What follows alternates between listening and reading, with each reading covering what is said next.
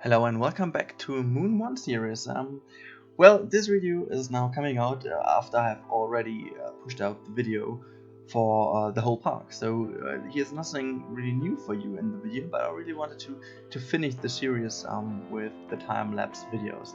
So we've last time finished on the building here of these water.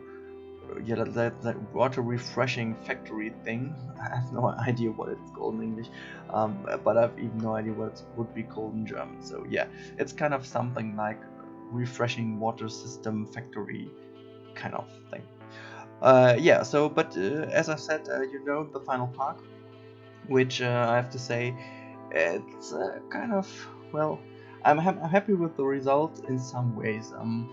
It should be a good park in general for what we have in Planet Coaster at the moment. I also think that there is, well, like, you could recognize that it should be on the moon. And there are some interesting, yeah, well, scenery and buildings in it. But that's it. Because there are a few, well, let's say, yeah, settings in the whole park which I'm not 100% happy with, mainly because I haven't had enough time to spend on these parts. This thing here was really from the first minute on my project for the competition, my let's say um, serious project, because I am with this park within the 16 finalists, which is really amazing, and I've never even dreamed of being within them, because there are so damn hot videos out there with so amazing creations, and this is really an honor to be there with this park. But well, let's just finish the point. I really was from the first minute on building this park for the competition, and I really wanted to do like one thing. I wanted to combine everything the game is providing us. For example, like, we have now a terrain editing tool. So what I did for the first time to test it was building the Mickey Mouse, and I thought, well, yeah, let's take it um, for the competition, this park with the Mickey Mouse. And I thought, like, what could you do to just show what the um, yeah, the terrain tool is capable of, and it really is capable of being a fucking amazing tool for building kind of strange sculptures and something like this. It's really powerful, it's amazing, and so I tried to show what it is really about to build amazing scenery. There is kind of the problem that many people did build so great things with this tool, and really it is, well, I have really no words for it. It's kind of the thing we had in the Cry Engine one. I don't know if you know the Cry Engine, but there was like kind of a voxel tool for terrain editing, and it was really a great tool, but it was way more complicated than the tool we have now in Planet Coaster. So yeah, I wanted to combine the tool, the whole possibilities with the scenery, the whole possibilities with the new coasters, and in general all the stuff we have in Planet Coaster so far. And really, this part of the park I'm really happy about. I think I managed to combine all the things pretty nicely. So this is something I really was happy with. The second thing um, I'm also really happy with some of the first buildings, for example, like the glass houses and the energy system, for example. But all the things that came after this was really rushed and really not as detailed as it could be, or as I have my own anticipation or my own expectation of my things myself. Really didn't, yeah, work out as well as I would have imagined. So yeah, that's like the things I wanted to say to it. And yeah, here the fourth, is it the fourth? I guess it's the fourth part of the time lapse for the Moon Park is now about really the landing spot of the Apollo 11, and yeah, I really was happy with that kind of small piece I had to build there. I really wanted to be precise with the dimensions. That's also why I tested in which dimension it is compared to the peeps in the park, and really it was a struggle to build as small as it is now. It's really something I really figured out in this video, that it is pretty hard to build smaller pieces or smaller park assets, for example. This is really something we don't have at the moment, because the parts are way too big to build really small and precise. So, but it's just like complaining on a really high level. So that's it for my first information of the video, and I guess I've already talked pretty much about all the things here.